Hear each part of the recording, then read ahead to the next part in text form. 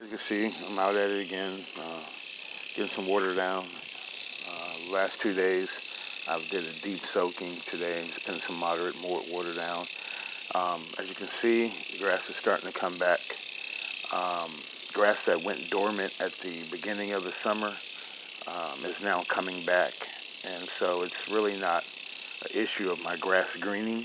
My grass is green. It's not the issue of this greening. What's happening is the dormant grass that was blonde, that doesn't do well in the type of weather that we receive at the beginning and the middle of the summer, is now coming back, as well as the grass that does do well in the drought is coming back. So it's giving a greener appearance. It's because there's less blonde in it, because of, like I say, I use a couple different type of grass blades. But anyways, I was showing my girl yesterday on a video in regards to, it was a phrase that was used that she was unfamiliar with, and it was mag dump. So I had her Google it, and because that's where I'm at now. Like when people ask questions about something, I try to answer it, but then also I want them to, really understand it. So I have a tendency sometimes to ask them to Google it, or go to one of my go-to social media sites, which would be like YouTube, and find a professional source there, and they will, dive deep into it. But something like mag dump, it was self-explanatory.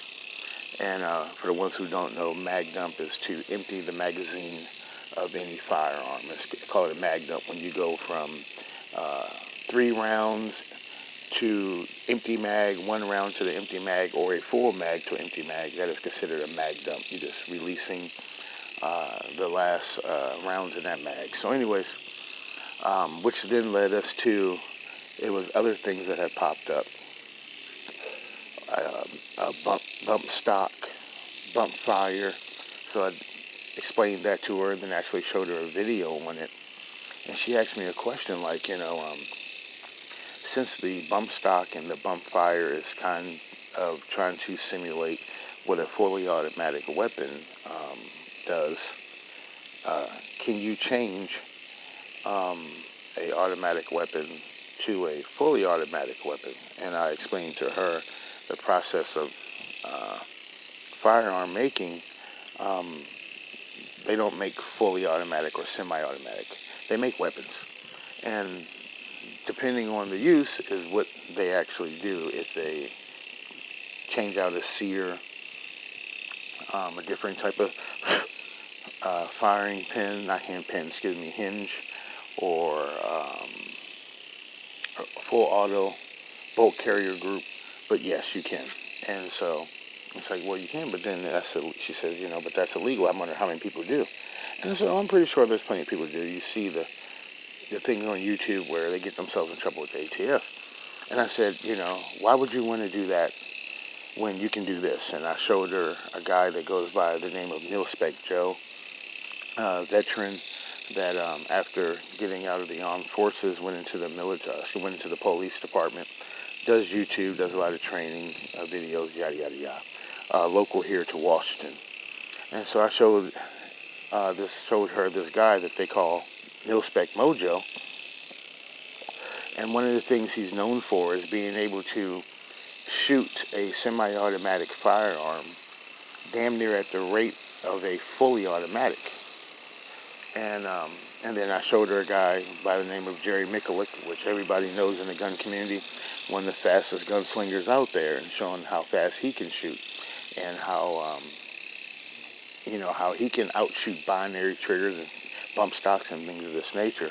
But I said, but why would you want to do something like that, which is illegal so far as converting a semi-automatic to a full automatic without the proper paperwork, when you can do this? And then I began to show her the 4-page piece of paperwork that allows you to legally possess and own a fully automatic weapon. And not only a fully automatic weapon, a silenced fully automatic weapon, or suppressed if you want to call it that, and a whatever variant of, say, in the AR platform, a SBR, which is a short barrel rifle, or a AR pistol, or a full length. You can have it all in one package, and it doesn't cost you nothing but a tax stamp, and you're 100% legal. So I went on there and showed her the video of, like I say, these people in the gun community that I believe are really doing a service to the American citizens that are not knowledgeable, that unbeknownst to them, you can have these things. You know, they don't want you to have them, but you can have them legally due to you being an American citizen. And this is some of the things that are afforded to us. So I was showing her the forms, and you know, and it's just 4 forms. One of the forms is the standard, 4473 or whatever they call it, the standard form that you'll fill out for any firearm background check.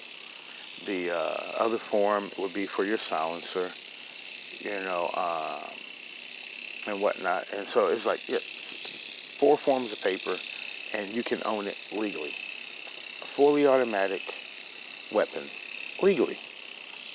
And without all the muss and fuss, have the proper paperwork, and enjoy your freedoms of American citizen. And this was just mind-boggling to her, because she thought that, you know, you couldn't have one. And I was like, oh yeah. I said, not only that, not only can you have one, I mean, that's not the only way. You know, you can get a gun collector's license, and you can legally possess one. Now, there's a little difference there. Like when you have the gun collector's license, you can own it, but to shoot it, that still requires a proper paper. That still requires paperwork, because you may be a gun collector, dealer, or broker. You may want to sell it, and you have to, what's the word I'm looking for? For a lack of word, you would have to show that it works fully auto. It's a fully functional firearm. There is paperwork that you submit so that you can do so. Demonstrate, there we go, that was what I was looking for. Demonstrate that it is fully auto. And then you can get that. And I was like, you know, unbeknownst to many, you can have a fucking grenade, bazooka launcher, a stinger, RPG with a collector's license. You know, and these are things that people don't know that we are afforded in this country as Americans. You know, with the proper paperwork, you can have damn near whatever the fuck you want. And so I figure for the time and that you will invest in trying to ascertain the parts that you need illegally to, or I should say the parts you would need to turn a legal firearm to an illegal firearm, the time, the money, and the efforts put into it, you know, far outweigh the minimal cost that you would pay for the stamp, as well as protecting your freedom, you know, so far as not being locked the fuck up.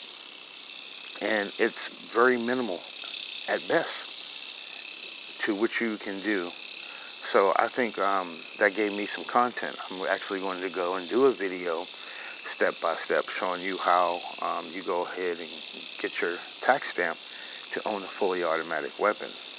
And I'll tag them all together. I'll show the paperwork for the suppressor, noise dampener, whatever you want to call it, the fully automatic firearm, and the paperwork to where you can have whatever the fuck you want, whatever length you want, pistol, short barrel rifle, or standard, and whatever you want to put on it. And those forms collectively are just 4 forms. Really, it's 3. One of them you have to fill out regardless when you purchase a firearm. But if you already have a firearm and you want to have it converted, then you're dealing with 3 pieces of paperwork. And, you know, one being your tax stamp. And so, you know, this is the way to go. You know, be legit, be legal. So, like, they can get mad when they come to try to fuck with you. There's nothing they can do other than be upset and a fucking waste of time. Because, you know, how can I say? I think I seen a video.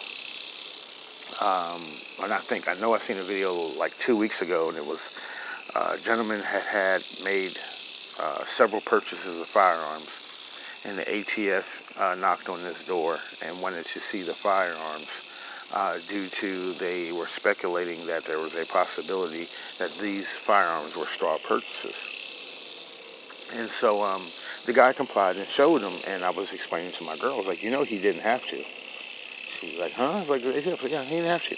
Because they didn't have the proper paperwork. And then as well as they kind of now not stepped on their dick, but they have some questions to answer because it is illegal to have a gun registry.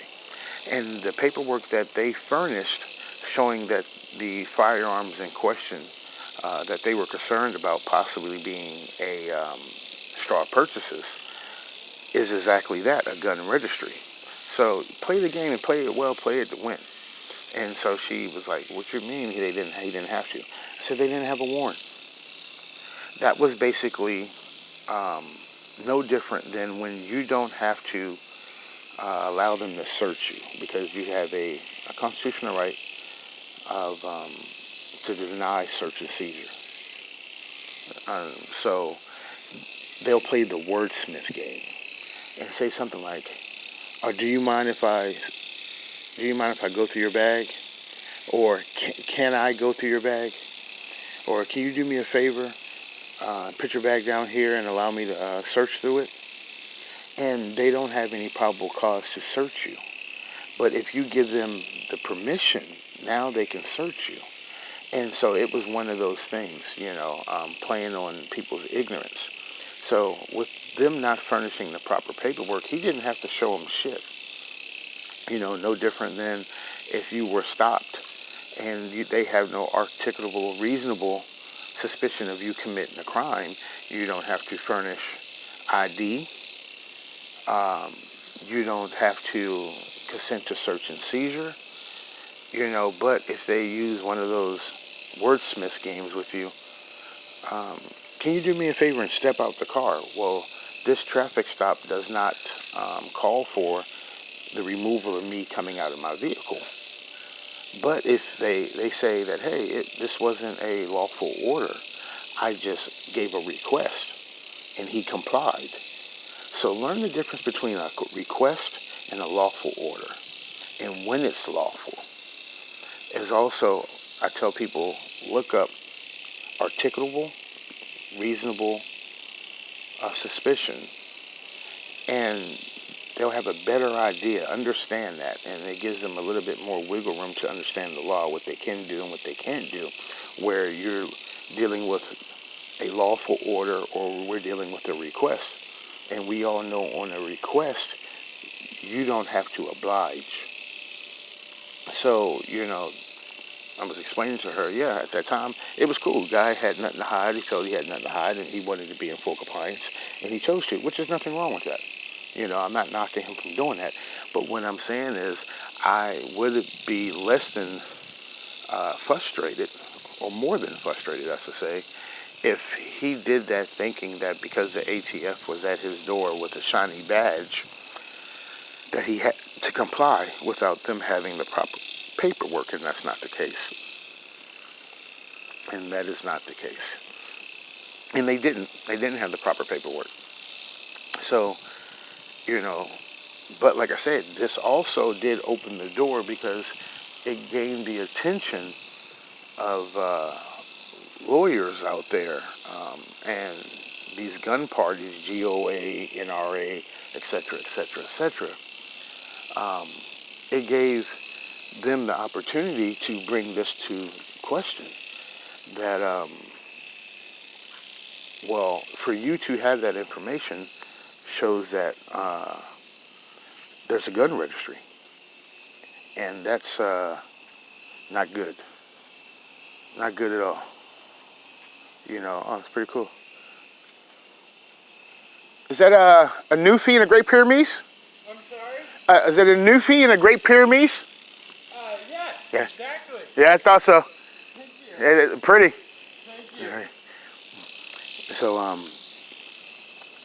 yeah, one of the neighbor guys just came down. Has a Great Pyrenees, which is a white dog, and the black one is a Newfie, also known as Newfie, but a Newfoundland. My dogs were like that. A little bigger though. Walking big. So anyways, I'm a dog guy as well. So anyways, that's where we're at right now. That's where we're at. So, like I say, if you don't know the laws, then you don't know when the laws are being broken. And if you don't know the laws, you don't know when you can exercise these rights, or these constitutional rights. If you don't know your rights, then how do you exercise them? How do you protect them? So these are the things that I'm talking about. People need to be well informed on and understand it, because it's a shame that there are so many rights and liberties afforded to people, and they are totally unaware that this is something they can do, or this is a violation of their constitutional rights, or this is a violation of their civil rights. This is a violation of police protocol and procedure, and so as Americans, this is what we need to know. And it's a shame that in our system, or in our country, the importance of the Constitution is always overlooked. One of the biggest pieces of footwork and foundation that we have. And what I'm saying by that is, I was explaining to my girl that the Constitution is so important for this country, but yet they don't teach it in K through 12 in the public school system. This is something that I believe, right along with U.S. history and contemporary affairs, this is something that needs to be taught at the K through 12 level, because this is these are the future of the country, and the founding, the new generation, the new people coming behind these founding fathers, and that's just what it is. But we, like I say, we are negligent, and we negate the importance of the Constitution. And so we have to ask ourselves, why, don't they teach it? We're all American citizens here. This is a education that is afforded to us by our government, the public school system, K through 12. So why aren't they teaching the Constitution in the school to have better formed Americans? And the only conclusion that I could come to was knowledge is power. That don't ask, don't tell. And due to that, like I was saying, you have so many misrepresented and misguided individuals because they don't know the Constitution, what they can do, what they can't do, and what allows them to do. And so I say, man, knowledge is power. And without that knowledge of the Constitution, you're powerless. The Constitution is what empowers us as we the people, that protects us. But like I say, hey, that's something I can tack on to my awareness, which I actually have. Not just being a two-way, but just a constitutional awareness. And just getting information out there. Each one teach one. But till the next time, y'all take it easy. Later.